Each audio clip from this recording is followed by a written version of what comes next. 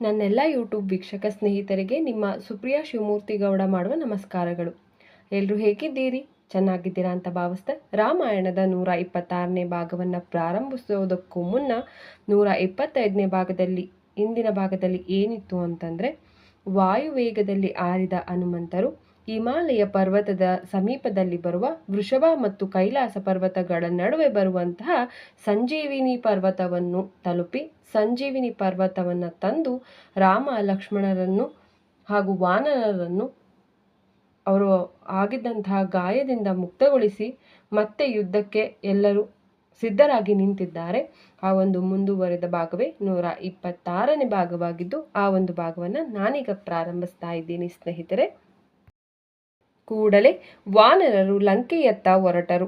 ಅವರು ನಗರದ ದ್ವಾರಗಳನ್ನು ಸಮೀಪಿಸುತ್ತಿದ್ದನ್ನು ಕಂಡಂತಹ ರಾಕ್ಷಸ ಕಾವಲುಗಾರರು ಹೆದರಿ ಓಡಿದರು.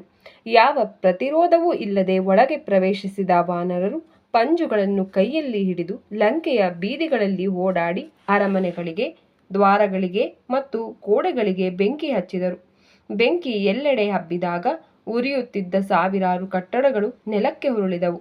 ಲಂಕೆಯ ಸಂಪೂರ್ಣ ಕೋಲಾಹಲದಲ್ಲಿ ಮುಳುಗಿದಾಗ ಸುಟ್ಟು ಹೋಗಿದ್ದ ರಾಕ್ಷಸರು ಹಾಗೂ ಪ್ರಾಣಿಗಳು ನೋವಿನಿಂದ ಸಂಕಟ ಪಡುತ್ತಾ ಎಲ್ಲ ದಿಕ್ಕುಗಳಲ್ಲಿ ಓಡಿದರು.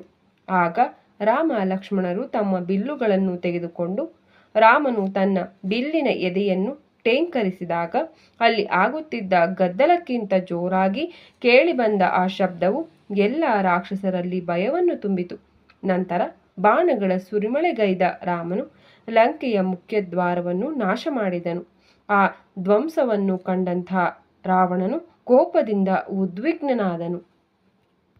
ಆಗ ರಾಕ್ಷಸರಾಜನು ಕುಂಭಕರ್ಣನ ಮಕ್ಕಳಾದ ಕುಂಭ ಮತ್ತು ನಿಕುಂಬರನ್ನು ರಾಕ್ಷಸ ವೀರನಾದ ಯುಪಕ್ಷ, ಸೋನಿತಾಕ್ಷ, ಪ್ರಜಂಗ ಮತ್ತು ಕಂಪನರೊಂದಿಗೆ ಯುದ್ಧ ಮಾಡಲು ಕಳುಹಿಸಿದನು. ವಾನರ ಹಾಗೂ ರಾಕ್ಷಸ ಸೈನಿಕರೆಲ್ಲರೂ ಯುದ್ಧ ಮಾಡಲು ಕಾತರರಾಗಿದ್ದರಿಂದ ಲಂಕೆಯ ದ್ವಾರಗಳ ಹೊರಗೆ ಪ್ರಾರಂಭವಾದ ಯುದ್ಧವು ಬಹಳ ಭೀಕರವಾಯಿತು.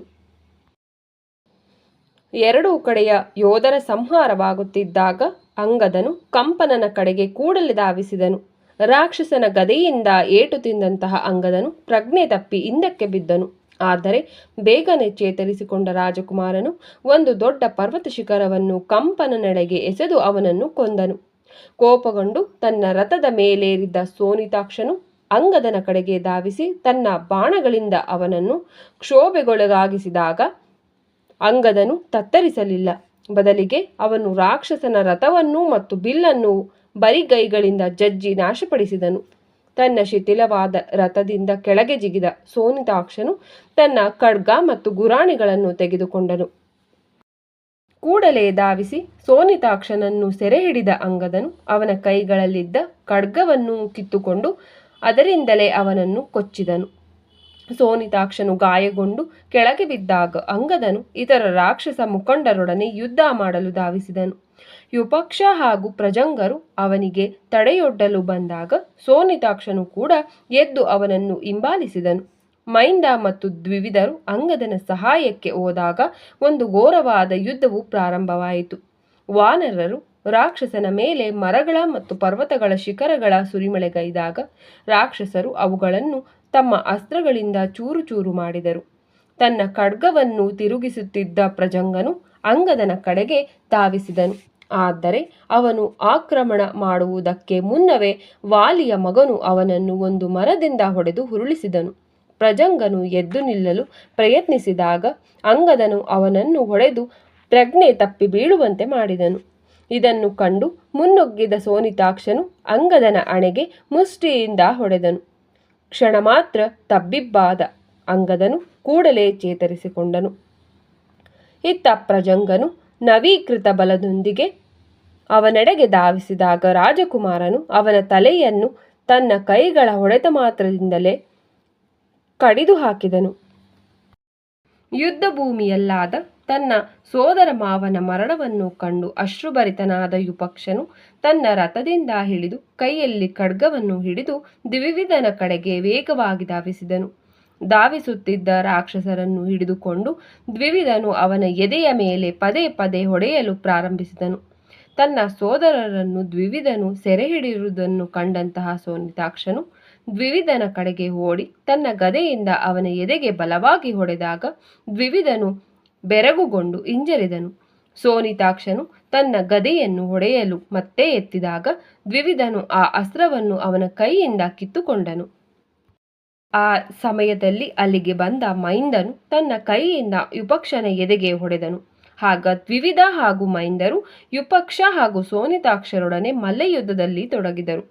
ತನ್ನ ಮೊನಚಾದ ಉಗುರುಗಳಿಂದ ಸೋನಿತಾಕ್ಷನ ಮುಖವನ್ನು ಪರಿಚಿದ ದ್ವಿವಿಧನು ಅವನನ್ನು ನೆಲಕ್ಕೆ ಅಪ್ಪಳಿಸಿ ತನ್ನ ಮಂಡಿಗಳಿಂದ ಗುದ್ದಿ ಅವನನ್ನು ಕೊಂದನು.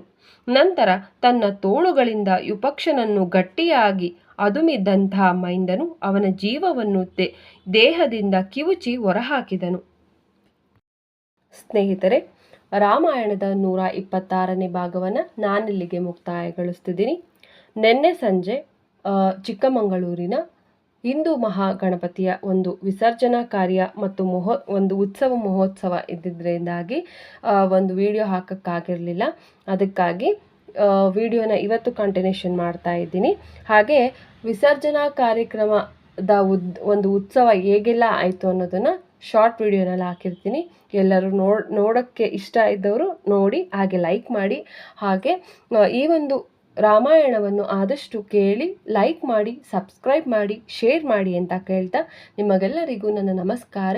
ಹರ ಹರ ಮಹಾದೇವ್. ಜೈ ಶ್ರೀರಾಮ್.